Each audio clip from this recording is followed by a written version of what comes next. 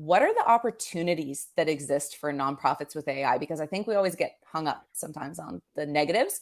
I mean, to go back to Eric's point about the pain points of fundraising and marketing work in the nonprofit, it means that you're chronically overworked. You never have the time to focus on generating so much output.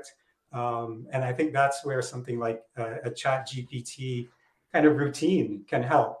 A lot of time is spent sort of ideating and versioning and targeting and generating. So you can maybe win some time back and spend more time on the kind of polishing and hopefully on the strategy as well, or at least getting a little further through your to-do lists. There's, between capacity and like turnover, organizations really struggle sometimes to just get things, as Georgie said, it's like the grand plan at the beginning of a campaign is 15 segmented emails. And by the time you get to the end, you're like, we just want to get this email out. We going want one, we'd be happy to just get this out the door.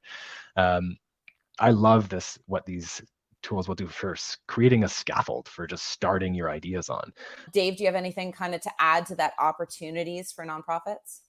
I would follow suit and say that data accessibility is huge. That's what I've been kind of framing this as, is it's making data more accessible to other people within the organization. And it's doing that. I mean, even like Google Analytics is kind of just a vast expanse of data that, a lot of times we don't even interact with.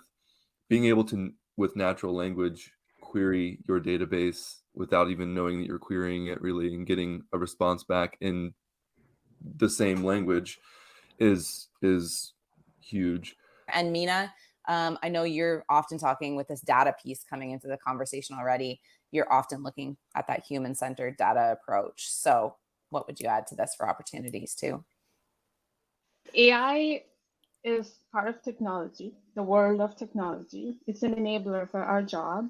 And AI in itself is any form of AI. The role is simple. It takes a lot of data. It continuously learns, improves upon itself, and then hopefully becomes accessible enough that others can use that technology.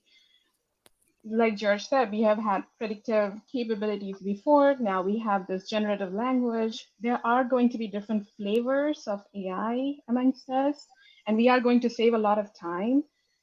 We can do a lot of things with the flavors, but I want us to take this as an opportunity to ask, why do we want to use this flavor? Why do we want to create this app? Why do we want to, just because we have a functionality, I don't want us to go on creating 15 different things. I want our nonprofits to be so focused. This is my mission. I support homeless people in our community.